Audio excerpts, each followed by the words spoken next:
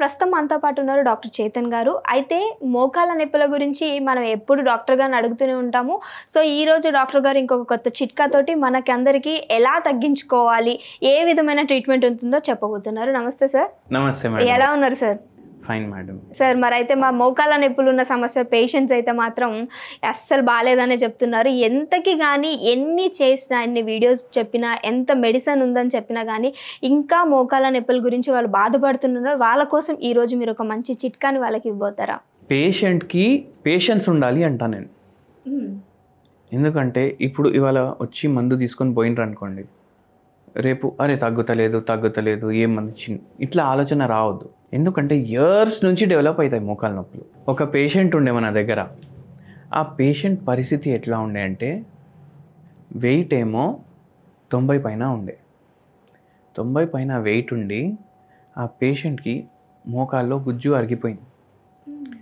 ఇంకా ఎట్లా ఉండే అంటే ఇప్పుడు ఇండియాలో పేషెంట్ ఉంటుండే, పిల్లలు ఫారెన్లో ఉంటుండే, డైలీ 2-3 గంటలు ఫోన్లో మాట్లాడడం, 6 నెలలు ఇక్కడ ఉండడం, 6 నెలలు అక్కడ ఉండడం. సో పిల్లలు ఏమన్నారంటే సార్ పోయినప్పుడు నువ్వు నెక్స్ట్ టైం కంపల్సరీ ఆపరేషన్ చేయించుకో, అక్కడే చేపిస్తారన్నారు. వద్దు నేను ఇండియా పోయి ఎట్లయినా చేసుకుంటా అని అన్నారు. ఎట్లయినా ఆపరేషన్ చేయించుకో. ఈ పేషెంట్కి ఆపరేషన్ చేసుకోవాలంటే భయం. కానీ ఇప్పుడు పరిస్థితి ఎట్లా అయిపోయిందంటే ఇప్పుడు ఈసారి పోయినప్పుడు ఎట్లా పోయినరంటే ఎయిర్పోర్ట్లో కూడా వీల్ చైర్ మీద తీసుకొని పోయి సీట్లో కూర్చోబెట్టడం, మళ్ళీ అక్కడ ఎవరినో అరేంజ్ చేయడం, మళ్ళీ వాళ్ళు తీసుకొని మొత్తం బయట వరకు తీసుకురావడం. అంటే 2 నిమిషాలు ఇట్లా నిల్చుంటే మోకాలు నొప్పులు. ఇట్లా నడిచేటప్పుడు కూడా ఇట్లా గోడ ఉంటుంది కదా, గోడని ఇట్లా పట్టుకొని నడవడం, ఒక కట్టె పట్టుకొని నడవడం, అట్లా అయిపోయింది. అయితే ఇప్పుడు 4 నెలలు ఉండే అమెరికాకి వెళ్ళేది టైం. మన గురించి ఎవరో చెప్తే వచ్చిండ్రు అనమాట. వస్తే నేను ఒకటే అన్నాను, టైం పడుతుంది, మోకాలు నొప్పులు తగ్గుతాయి, దేవుని దయ ఉంటే గుజ్జు కూడా రిపేర్ అవుతుంది. ఎందుకంటే చాలామంది ఏమనుకుంటారు, ఒక్కసారి గుజ్జు పోయిందంటే మళ్ళీ రాదని అనుకుంటారు. నేను అదే అడుగుదాం అనుకుంటున్నా సార్. ఇప్పుడు ఈ పేషెంట్కి గ్రేడ్ 3 గ్రేడ్ 4 ఉండే ఆస్టియోఆర్థరైటిస్. అయితే మనం ఏం చెప్పినాము, మీరు వెయిట్ లాస్ మీద ఫోకస్ పెట్టుకొని మోకాలు నొప్పుల ప్రాబ్లం నాకు వదిలేసేయండి. 4 నెలలు ఉన్నాయి కదా, 3 నెలల వరకు మీకు తగ్గకపోతే మీరు చేయించుకోండి ఆపరేషన్. సో మనం ట్రీట్మెంట్ స్టార్ట్ చేసినాం. హోమియోపతి మెడిసిన్స్ ఇచ్చినాం, ఏం సైడ్ ఎఫెక్ట్లు ఉండవు. హోమియోపతి మెడిసిన్స్ ఇస్తే ఫస్ట్ 2 మంత్స్కి ఇచ్చినాం మెడిసిన్. 2 మంత్స్లో 40% నొప్పి తగ్గింది. ఓకే, జ్వరం నిల్చోవడం అట్లా స్టార్ట్ చేసినాం. కొంచెం డయట్ ఆల్టర్ చేసినాం, ఎందుకు వెయిట్ తగ్గాలనేసి. సో వెయిట్ కూడా తగ్గడం స్టార్ట్ అయింది. అమెరికా వెళ్ళే ముందు 50% 60% నొప్పులు తగ్గిపోయినాయి. ఆడ 6 నెలలు ఉన్నారు కదా, జర ఇక్కడక్కడ తిరగడం, ఇంట్లో పని సొంతంగా చేసుకోవడం అట్లా చేసుకున్నారు. మళ్ళీ రిటర్న్ వచ్చిండ్రు. అప్పటికి 70-80% పెయిన్ మాయమైపోయింది మొత్తం.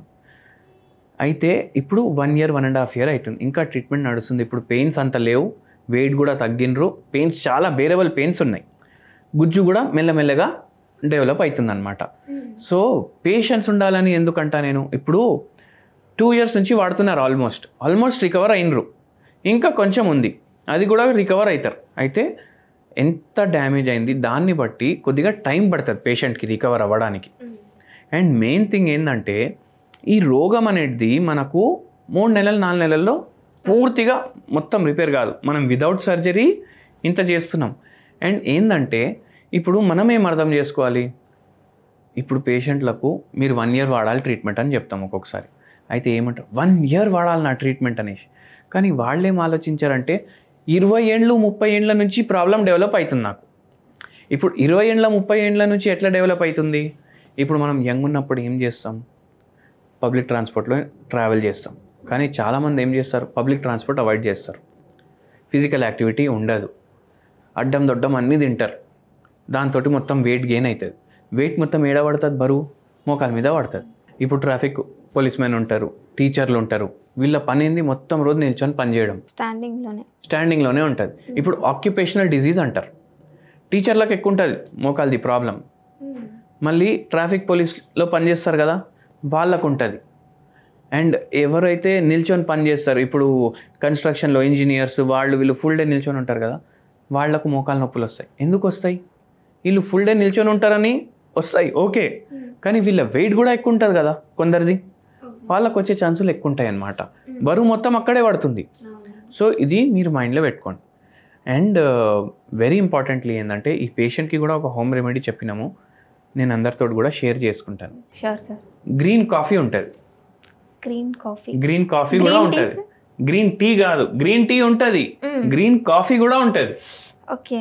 ఇప్పుడు గ్రీన్ టీ ఎట్లా యాంటీ ఆక్సిడెంట్లు ఉంటాయి, అన్నీ ఉంటాయి కదా, అట్లా గ్రీన్ కాఫీ కూడా ఉంటుంది. చాలా మందికి ఇది తెలియదు. మీకు దొరుకుతుంది, సూపర్ మార్కెట్లలో దొరుకుతుంది, మీకు అమెజాన్లో దొరుకుతుంది, అన్ని కాడ దొరుకుతుంది. మీరు daily 1 time afternoon time before meal green coffee తీసుకోండి.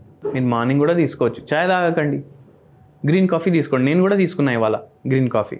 సో గ్రీన్ కాఫీ తీసుకోండి. ఇది ఏం చేస్తుంది, యాంటీ ఆక్సిడెంట్స్ చాలా రిచ్ ఉంటుంది. ఇప్పుడు కాఫీలో కూడా యాంటీ ఆక్సిడెంట్స్ ఉంటాయి అంటారు కదా, క్లోరియానిక్ యాసిడ్ కూడా ఉంటుంది. సో ఇవి యాంటీ ఆక్సిడెంట్లు అనమాట. ఏదైతే ఇన్ఫ్లమేషన్ ఉంటుంది కదా బాడీలో, అది తగ్గించడానికి హెల్ప్ చేస్తుంది. ఇప్పుడు ఉబ్బిపోతాయి జాయింట్స్, సో ఉబ్బడమే ఇన్ఫ్లమేషన్ అనమాట. ఇప్పుడు ఒక పేషెంట్ అయితే చూడ్డానికి బక్కగా ఉన్నారు, కానీ మోకాలు ఇంత ఉబ్బిపోయినాయి. ఇప్పుడు మన మోకాలు ఇంతే ఉంటాయి కదా, ఈ పేషెంట్కి ఇంత ఉబ్బిపోయినాయి అనమాట. మళ్ళీ వెరికోజ్ వెయిన్స్ కూడా ఉండే. సో ఆ ఉబ్బుడు తక్కువ చేయడానికి న్యాచురల్ ఎనాల్జెసిక్ లాగా ఇవి పనిచేస్తాయి, యాంటీ ఇన్ఫ్లమేటరీ లాగా. డైలీ 1 కప్ తీసుకోండి.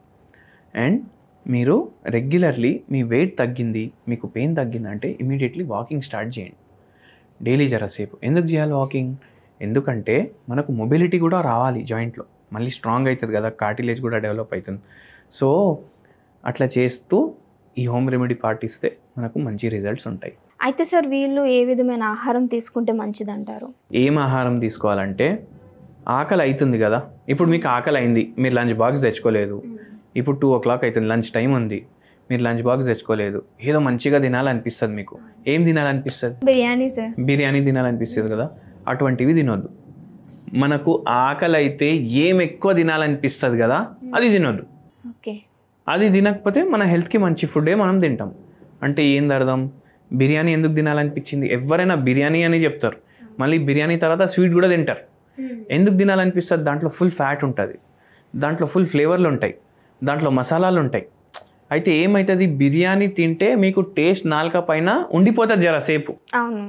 ఏ టేస్ట్ నాలుక పైన ఎక్కువ ఉండదు? High fibre content food, high protein content food. ఈ టేస్ట్లు ఎక్కువసేపు ఉండవు.